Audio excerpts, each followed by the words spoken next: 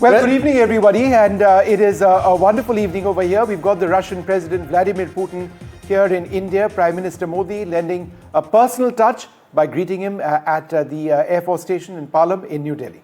Incredible, the list of protocols that have been broken by Prime Minister Modi as he welcomes his friend, the President of Russia, Vladimir Putin. These pictures from just a few minutes ago as the President arrived in the national capital. It's a cold December night here in Delhi as the two leaders then got into the same vehicle as NDTV first told you they likely would.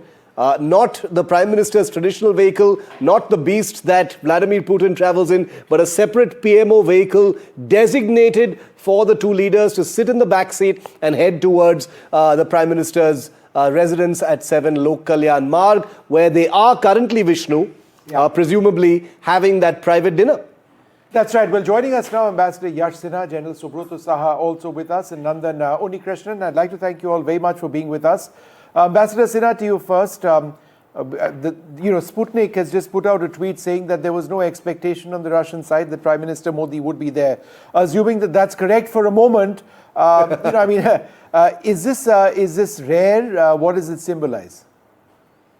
I wouldn't expect that the Russian side didn't know because the security is involved. Yeah. And I think the Russians are very particular, and most countries are, but Russia in particular, given the circumstances that exist today. So I'm even if the MEA or if the protocol didn't convey this, the message would have been conveyed at least to the Russian security. But I think perhaps they sort of had already been in touch.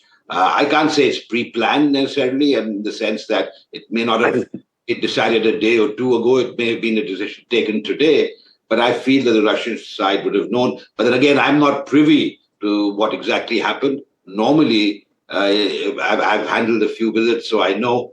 Normally, these things are always decided in advance to the details, to the minute actually, about how things proceed. No, I completely agree, and especially in the wake of the Ukraine conflict, President Putin's security detail is even more intricate and on tenterhooks, and therefore I would very much agree with Ambassador Sinha on that count that Sputnik probably pushing it a little too far. But and I want to bring all of the other guests back on our screen because Nandan Unnikrishnan, let me bring this to you because the India-Russia relationship has a large degree of continuity and even predictability.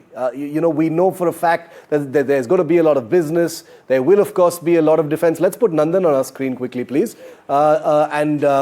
Energy, nuclear, all of these things are you're presumably going to be on the table when those talks happen tomorrow, and probably part of the joint statement as well from Hyderabad House. But it's the little things. It is the gestures. It is the bromance, as you rightly called it.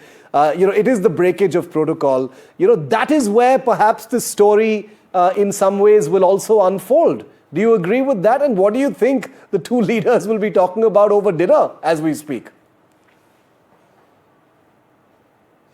I think you're on mute, sir. Can you unmute yourself? Oh, I'm so sorry. Go ahead.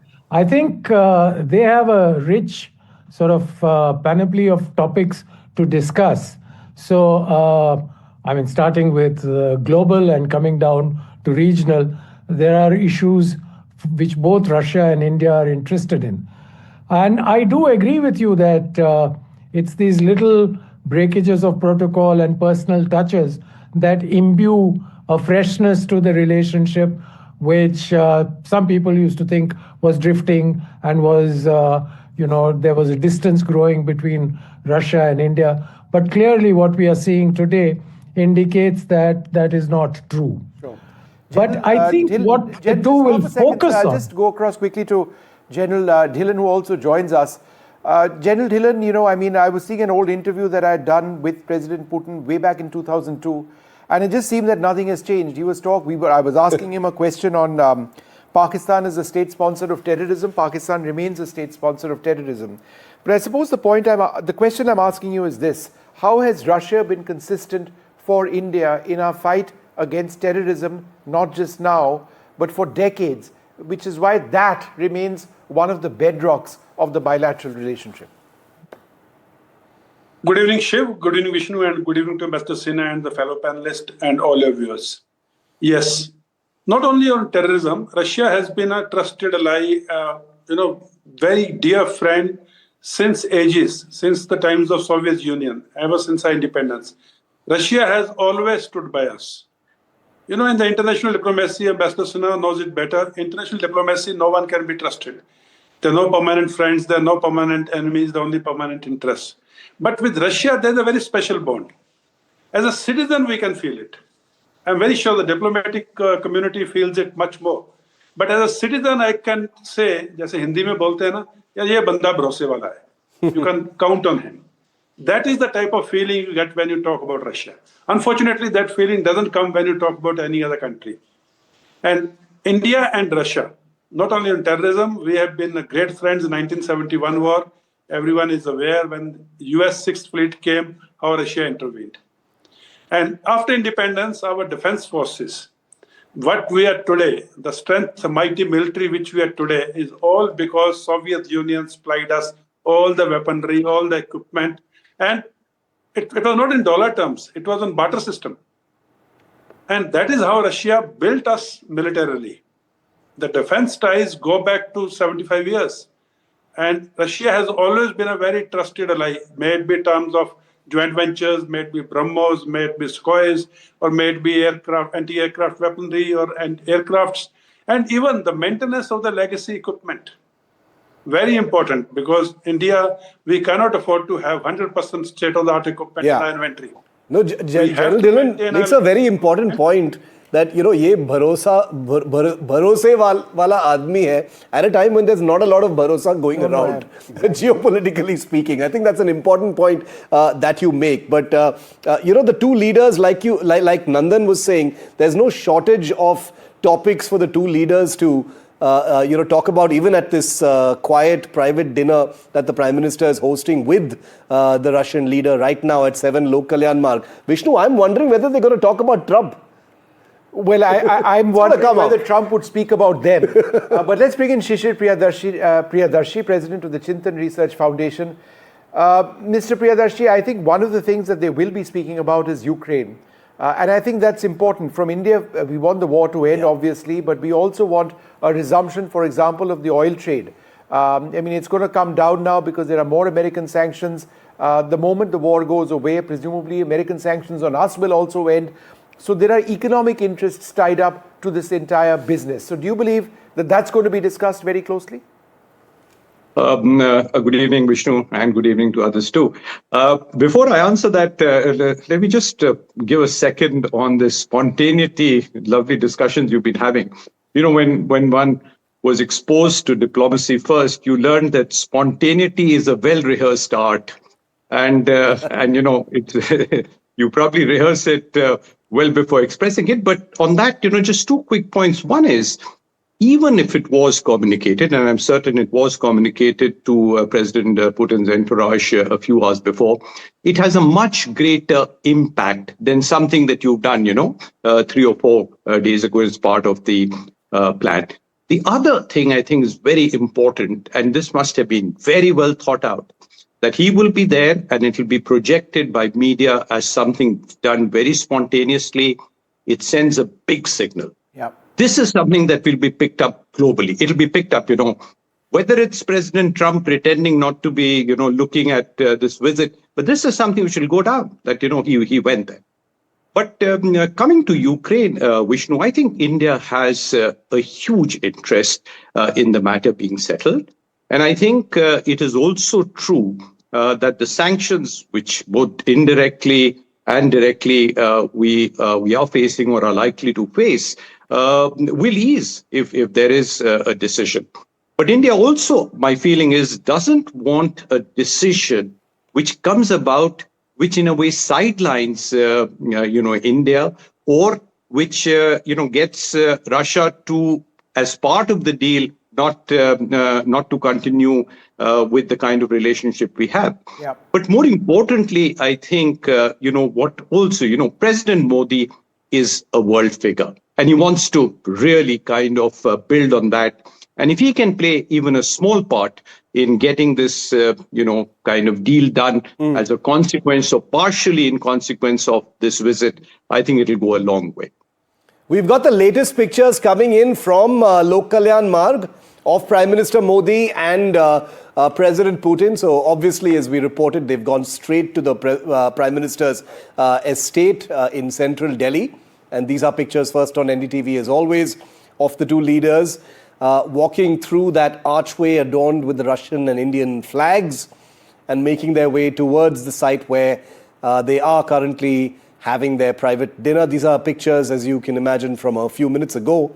They're deferred. Beautifully lit up. Yeah, beautiful. Noticed. I haven't seen that lighting on the walls with the Russian and Indian flags or any flag before this. So it's a bit different. If you just look at that beam atop the structure, I found that to be quite interesting. So they're very relaxed looking, Shiv, at this stage. The two leaders, they're friends. They've gotten to the same car, as we've been saying. The real work begins tomorrow, and just for the benefit of our viewers joining in, there'll be a formal reception on the forecourt of the Rashtrapati Bhavan that takes place shortly after 9 a.m. tomorrow morning. There'll be the formal Russia-India annual summit that will be held at Hyderabad House. There is a Russia-India business summit which is taking place at the Bharat Mandapam. President Putin will be going there at some stage tomorrow, and he would be going to Rajghat as well. But later on in the evening, there'll be a formal banquet hosted by the President of India at Rashtrapati Bhavan before President Putin flies back. So a short visit, 27, 28 odd hours before the Russian president ends his visit and goes back to Russia. But Nandan Unikrishnan, as somebody who follows the space program very closely, and we should discuss this a little bit, Gaganyaan, India's space program, that's something that we track so very closely, has very close links with Russia, right? Yes, we had sent our future cosmonauts, astronauts, whatever we want to call them. We had sent them for training there. And Russia has tremendous experience of manned space flight. So it is something that we would like to share with them. I mean, they could share with us, and we could learn a lot. So I'm sure ISRO is well aware of it, much better than I am, and are doing whatever is necessary in that direction. The Russians are particularly keen these days to maintain a close relationship with India, and are quite prepared today to be far more open in the sharing of technologies, information, than they were, let's say, even 5 years ago.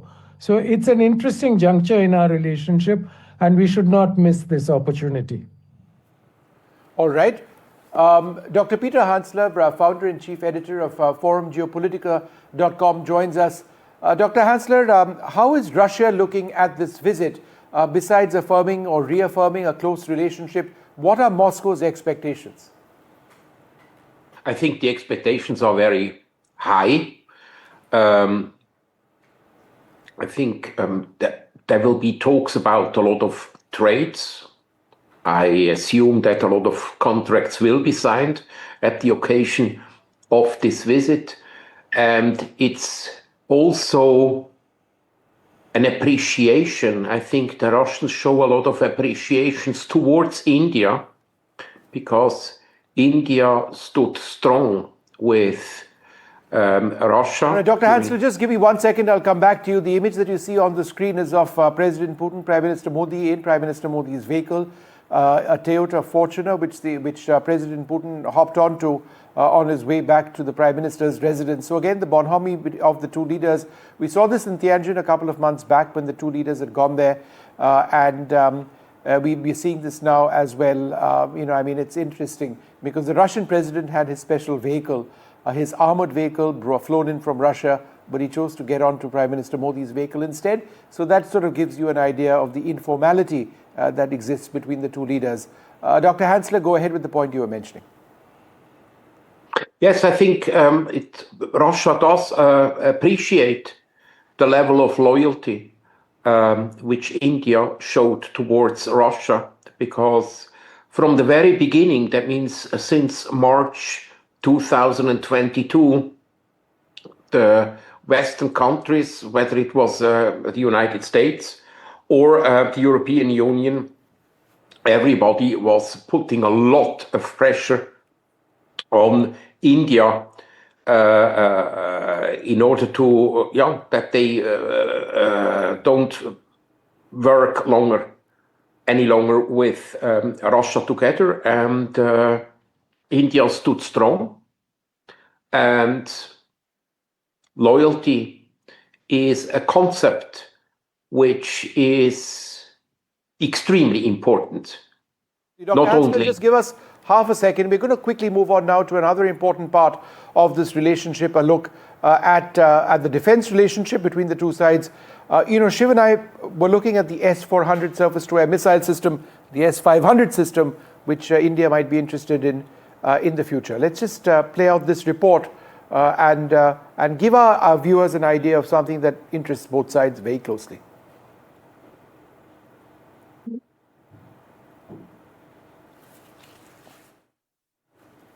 So let's stay with these pictures. Let's stay with these pictures because I want to put that picture of the two leaders in their car on our screen again for a moment, because it's the second time that President Putin and Modi have ridden in the same car together.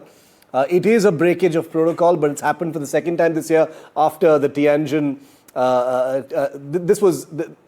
This is a picture from Tianjin at the Shanghai Cooperation Organization summit earlier this year. And here's the other one, that's tonight. So the two leaders have shared a ride twice this year. This is the money shot, Vishnu. I'm going to go ahead and say this is the money shot, even though we've got a whole day of photo opportunities tomorrow lined up as well. And I imagine there's going to be a lot of such things to see tomorrow as well. But two big pictures, important pictures. The one on your left side of your screen is tonight. Prime Minister Modi and President Putin riding in a PMO vehicle together, breaking protocol, riding together to the Prime Minister's estate. On the right-hand side of your screen, pictures from a couple of months ago in China. So the two leaders sending out a message just a few weeks apart that messaging matters, symbols matter, this friendship definitely matters, and riding in the same vehicle is only one in a small list of protocols that the Prime Minister has broken, including being there personally to receive President Putin tonight at the Delhi Palam airport. So as we speak, as you look at these pictures, let's go full frame on tonight's picture for a moment, because the two leaders are now at the Prime Minister's estate where they are having dinner. This is the picture that I wager you're going to see on the front pages of most newspapers tomorrow, in addition to those magnificent pictures that are coming in from the Lok Kalyan Marg estate, which is where the Prime Minister resides in the national capital. It's a cold winter night, and the two leaders are now in there having dinner. Let's show our viewers those pictures from 7 Lok Kalyan Marg, Vishnu, where the two leaders, I imagine a very small group will be with them as they have that conversation. It's a private dinner. Very quick one that's being hosted by the Prime Minister before tomorrow kicks in. Remember, President Putin is staying at Delhi's ITC Maurya Hotel. The entire hotel, of course, has been taken over. It's a high security zone already. Tomorrow, the day begins at 11 a.m. There are protocol items on the agenda early in the morning from about 9:40, which is when the ceremonial guard of honor at the Rashtrapati Bhavan takes place. Yep. And then you've got President Putin and Prime Minister who will begin the India-Russia summit. Shiv, I got a message from a very senior Indian diplomat, somebody who served very, very closely in Russia in the past as well. And he says that, and it's interesting, it would have been extraordinary and newsworthy if Putin had not been received at the airport by the Prime Minister, as has been the norm for all Russian presidents and CPSU general secretaries, without exception, as with all US presidents. So perhaps this was something that President Putin would have expected, but I do believe it is interesting that they hopped onto the same vehicle and drove down to Prime Minister Modi's house in the manner that they did. But this does reflect, the importance that India attaches with the relationship with Russia, and there's a great deal of that's going to be looked at over the next few days. Now, over the next 24 hours. So what exactly are we looking at? We're looking at an enhancement of the trade relationship between the two sides. Agriculture is one area that India would be looking at, and Russia, pharma as well.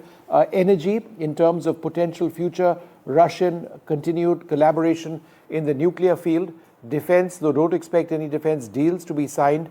This is a bilateral relationship where there is a distinct trade imbalance. India imports a lot more of Russian products that primarily by Russian oil supplies than the other way around. And both sides are interested in righting that, which is why tomorrow at the Bharat Mandapam, in the heart of New Delhi, we expect leaders of both sides, along with business leaders, and there is a massive Russian delegation, I believe 400 strong, Shiv, who are over here and who will be talking business as well and, looking to engage Indian industry. Russia at this stage is a war economy. A lot of their economy is progressing, but it is being driven into fueling that war against Ukraine at this juncture. What the world expects, and India certainly does, is that the war must end. That enables India to restart oil imports from Russia, and it enables trade between both sides to actually get to that level that both India and Russia seek.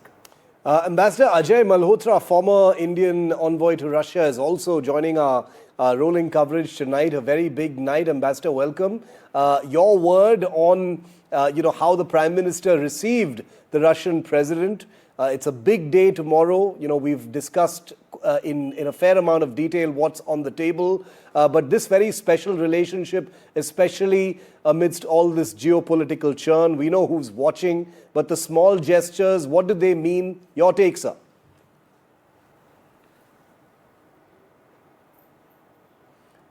Ambassador, you'll need to unmute yourself, please. Go ahead, sir. Apologies. Yeah, well, this was to be expected. They are friends of long standing. The first time they met was in 2001 when the then Chief Minister of Gujarat, Mr. Narendra Modi, had gone to Moscow, and when they had signed the agreement on sister city relations between Astrakhan and Ahmedabad. And from that occasion on, even as Chief Minister, he met him 3 times, again in 2006, 2009, and then repeatedly thereafter, when he became Prime Minister from 2014. So this is a friendship that has deep roots, not only for India, but also for the two top interlocutors. They get on very well, which is clear to anyone who is looking at the visuals. And being at the airport was absolutely expected. Sputnik might be telling you anything. I heard the previous portion where they might be saying that protocol, etc. But these things are never outside protocol. They always take place as per requirements. And if you look, even when Putin went to Anchorage in Alaska, President Trump was there to receive him on the red carpet at the airport.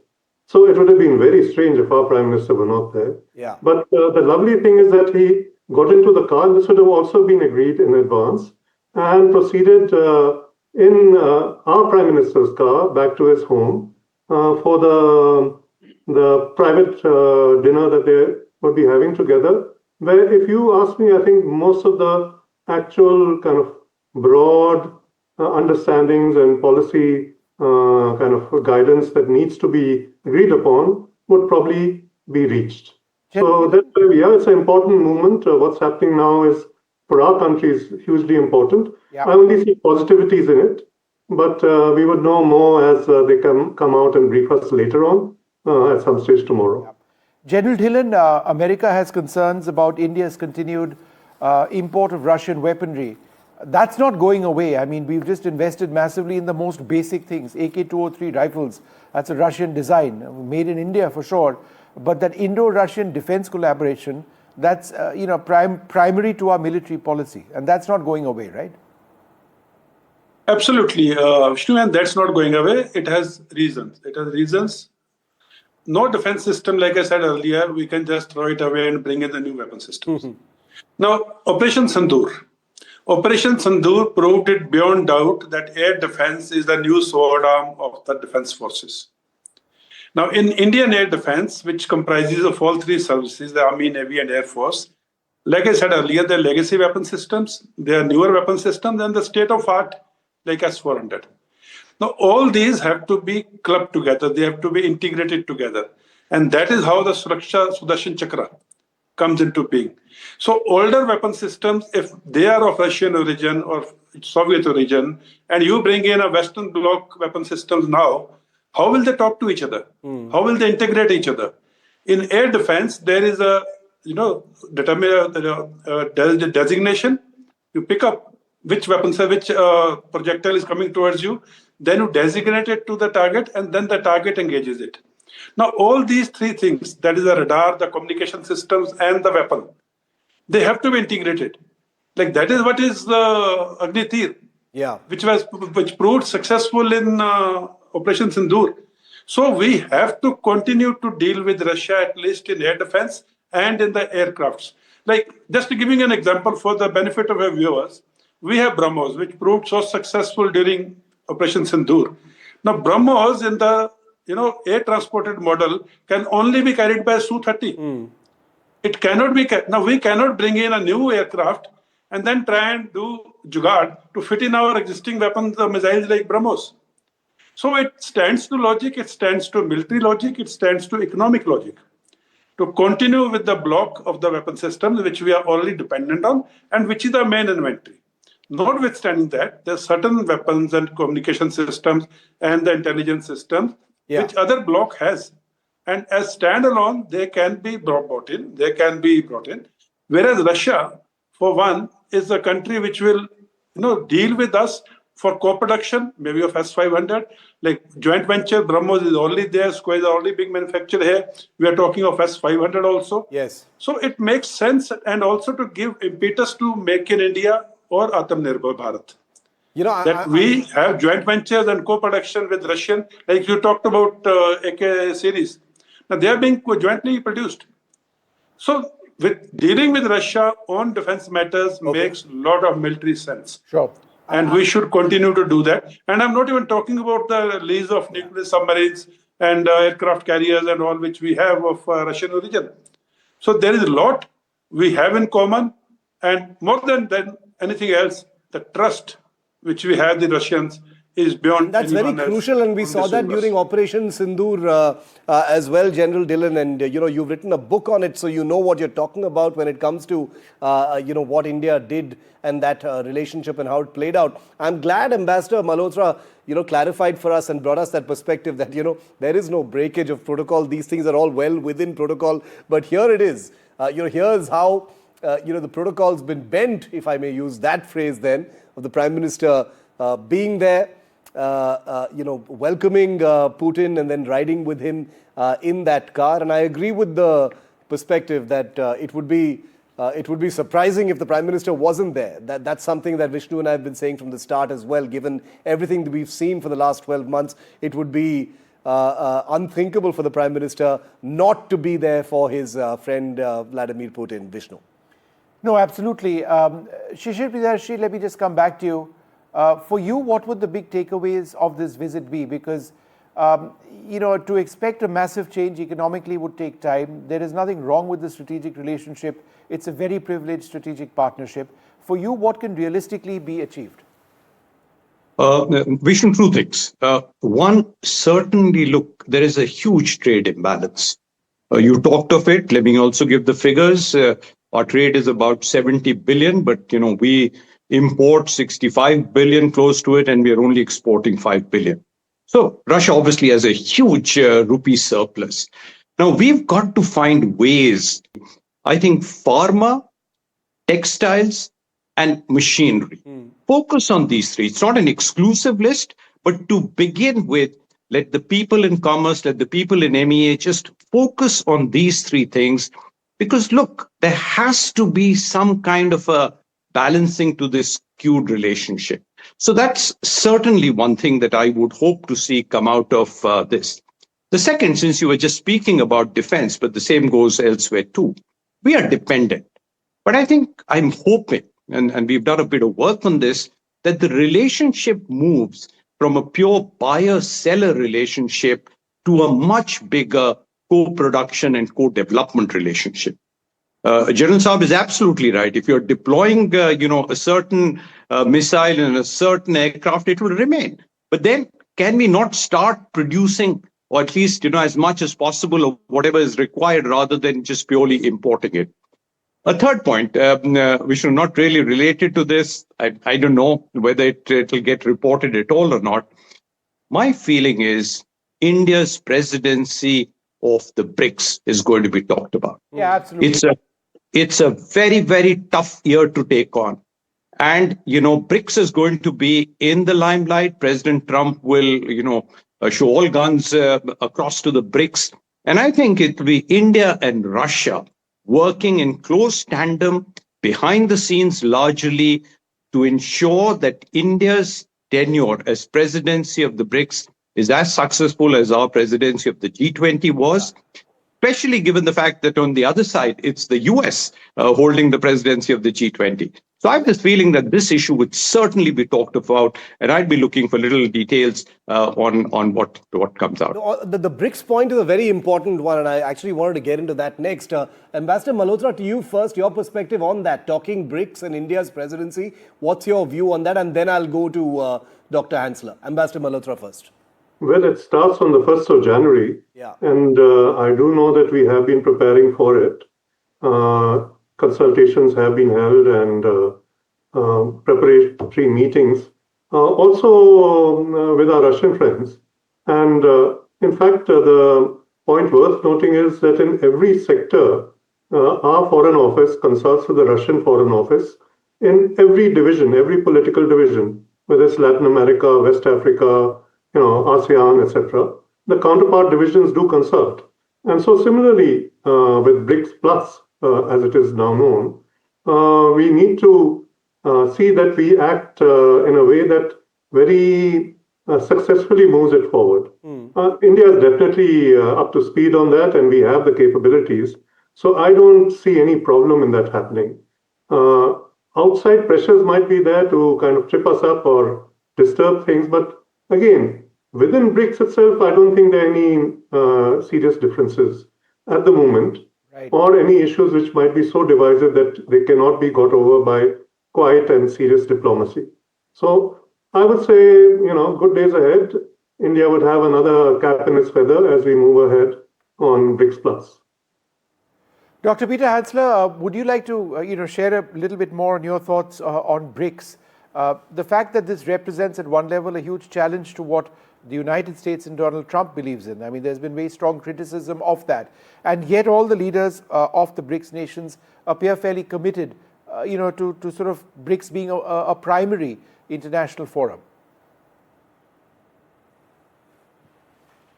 Is the question to me? Yes. Oh, I'm sorry.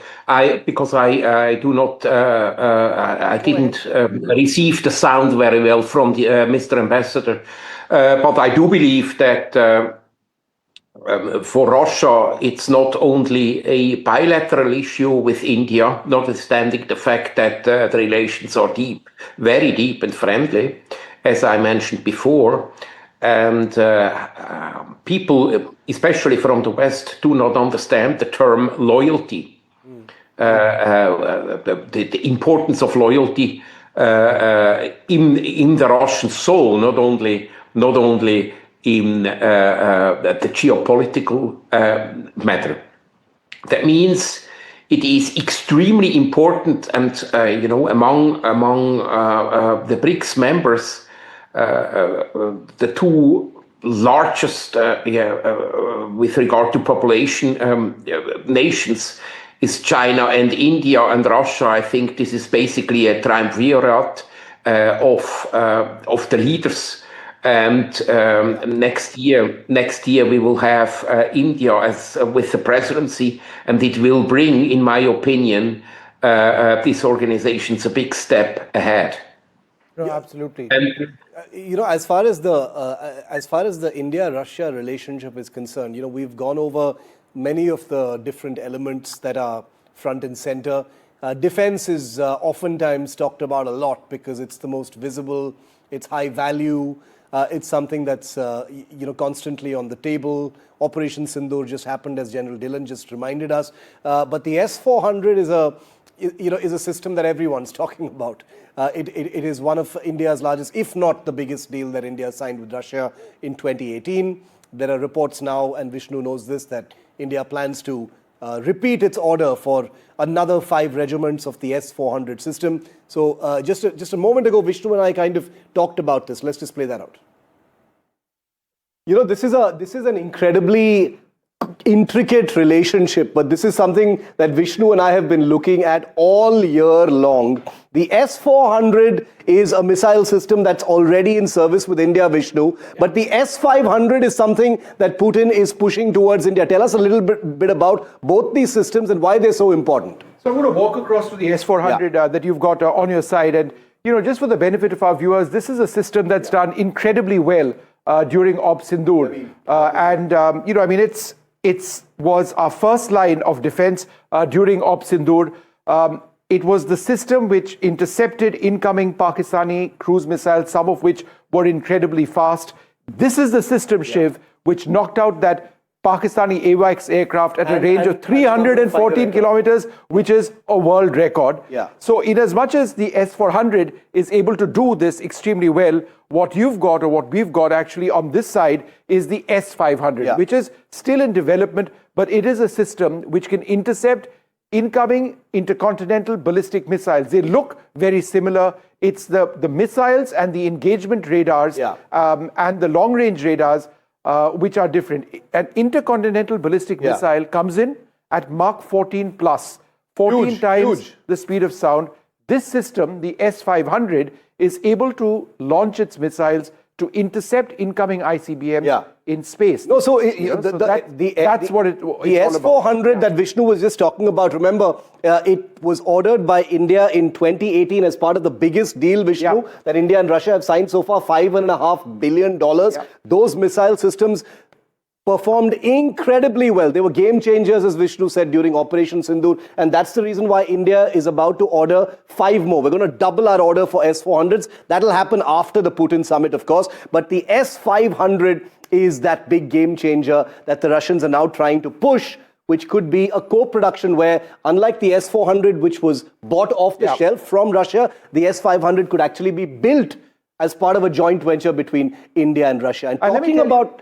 Shiv, just a few, just a few details about the S-400 itself. What you see actually over here on our screens are the missile launchers, right? The S-400 has several missiles that it can actually fire, about 5 missiles. Some which can hit targets at about 40 kilometers, some going up to 400 kilometers. So it's got different missiles for different ranges. It's got very impressive long-range radars and an engagement radar. It's not just this, it's this plus various components, and they're all mobile. No, so, that's what's the big deal. $10 billion in terms of the S-400, many multiples of that for the S-500 mean that defense, needless to say, as Padmaja was saying as well, is the big sweetener of this relationship. Now, to be clear, no defense deals as such, are expected to be announced during this summit, but delegations that join both the leaders have been steadily pushing many ongoing negotiations forward, delayed deals for a nuclear attack submarine, warships, many other items that are on the agenda. Like you just said, repeat orders for the S-400. The S-500 is likely to be a kind of crown jewel for a partnership or a joint venture between India and Russia going forward. Welcoming Dr. Alexei Zakharov, Fellow Strategic Studies Program at the Observer Research Foundation, onto our coverage tonight. Dr.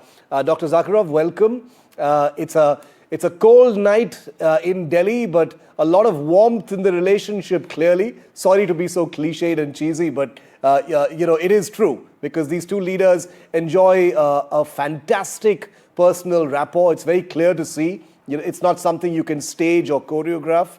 And the two are having dinner right now at the Prime Minister's residence. It's a big day tomorrow. You study this stuff very closely. What are you expecting to see tomorrow? Well, thanks for having me, first of all. Indeed, there are many visuals confirming that President Putin and Prime Minister Modi have good personal relations. I think the main agenda will be tomorrow, and there are many expectations about the outcomes of this summit. I think that mainly, at least for me, I'm looking at the developments in trade and economic sphere. I think it will be a major focus of this summit. And it's also manifested in the fact that both leaders will attend the Russia-India Business Forum, which is a very large event. It attracted a lot of business people and companies from both countries. And I think that it's like the major focus of this particular summit. Of course, deals in energy, and you've discussed a lot the defense sphere. I think these are important. We have seen the meeting between the two defense ministers today. And I think there are many items on agenda. Some of them are not announced, and some of them will be just follow-ups of these engagements and exchanges during this summit. But to my mind, what will be announced will be concerning the trade, will be concerning commercial agreements in different economic sectors between the two countries, in attempt to, reinvent and to boost economic relationship. Ambassador Malhotra, very quickly, these are two leaders. The two leaders we're talking about in this relationship, are individually wildly popular. There's a sort of viral quality about everything they do. They've got enormous, individual followings among the citizenry of both countries. And they have this amazing relationship. But they're also individually not known to be easy customers when it comes to administration. They're hard taskmasters. They work very hard, not easy to bargain with. From a diplomatic standpoint, Ambassador Malhotra, how does this easy relationship and this bromance help the larger relationship? Does it act as a lubricant to do more things between two countries, the personal relationship? I think it does in this case, simply because if you see, our bureaucracy and the Russian bureaucracy are well entrenched. Yeah. And you need somebody who has a different mindset, like our Prime Minister, who's willing to go all the way, and somebody like President Putin, who also is very effective in his leadership qualities. So when they two meet, it gives a certain synergy, and which is why this summit is most important in my viewpoint, because otherwise decisions that have been, kind of progressed and progressing slowly will continue to progress slowly till the matter of the summit is brought up, and then everyone says, okay, what can we clear? How many agreements can we sign? This is important. Our Prime Minister is watching us, or our President is watching us, and then things start moving a little more actively. If you see even the meetings that take place, the defense ministers meeting the night before, and it all kind of comes up to a crescendo. And that's where the fact of the two leaders being close friends also helps sort out issues, because they can then understand, they know how their systems work. And through their interaction, that's why the dinner tonight, the private dinner is the most important. They would be able to take decisions which will move things along.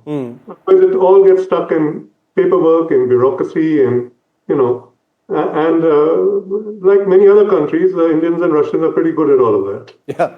No, absolutely. And this is something that we're all very curious about. The diplomats and the scholars have had a ringside view of some of these conversations. But, us TV walas like to focus on some of these softer aspects because, in many ways, the story is there. The relationship is a very steady one. It's got a lot of continuity. But it's in these small little dinners and private conversations and riding in a car together that things sort of indicate what the future might bring. Shishir, do you want to add to that? We know that tomorrow's delegation level talks and the summit level talks have a very structured kind of agenda. What would be your guess, Shishir, that the two leaders will be discussing over this private dinner, for instance? Look, you've used the right word, yes. But if you give me a long leash, or I'm taking a long leash, absolutely, my feeling is China will figure in this conversation. We haven't talked about it much. We don't seem to. It's always, US and this. My feeling is China will figure in this. Look, Russia has an amazing relationship with China. Just today I was told there are about 200 flights a week between China and Russia, whereas, I think India is still probably in single figures. Yeah. So, and obviously, while there was a lot of talk of India-China relationships, both prior and during the SCO summit, but the fact is that still we are very, very skeptical about that relationship. Now, can Russia play a role? Can a troika emerge? Maybe, as I said, maybe I'm on a long leash on this. But my feeling is China would certainly be one of the issues which will be talked about but not reported. No, important, and I'm glad you brought China up. General Dillon, there's no conversation without China. The three leaders, Xi Jinping, Vladimir Putin and Narendra Modi, met just a couple of months ago in Tianjin in China. So there's a lot of subject matter there as well. And I agree with Shishir when he says China is definitely going to come up. General Dillon? Yeah, I agree with Mr. Shishir too, but I will answer your question in two parts. Firstly, the positive one. Yeah. Yes, if China, Russia, India, bonhomie has to happen, or they have to come together, now is the time with all three leaders in all three countries, very strong and on their home constituency, and very, very strong and visibly tough leaders who can take decisions in the interest of their respective nations. So that's why I say if Russia, China, India, bonhomie or future collaboration has to happen, it has to happen now. Yeah. Now coming to the second aspect. China is never in a hurry to mend relationships. China always believes that future generations will be more intelligent and more informed. So they will always bend the issues if it is not in their absolute interest to do it now. Now to bring it in India, China's absolute interest to deal with India on a level ground is what is most important. Yeah. Unlike other neighbors of China, with whom China has mended their border areas, fences, and all the claims and counterclaims, India is a different country. We are equally powerful in economy or in military and other things. We are 1/6 of the world, they are 1/6 of the world. None of us would like to negotiate with the face having been lost. Yeah.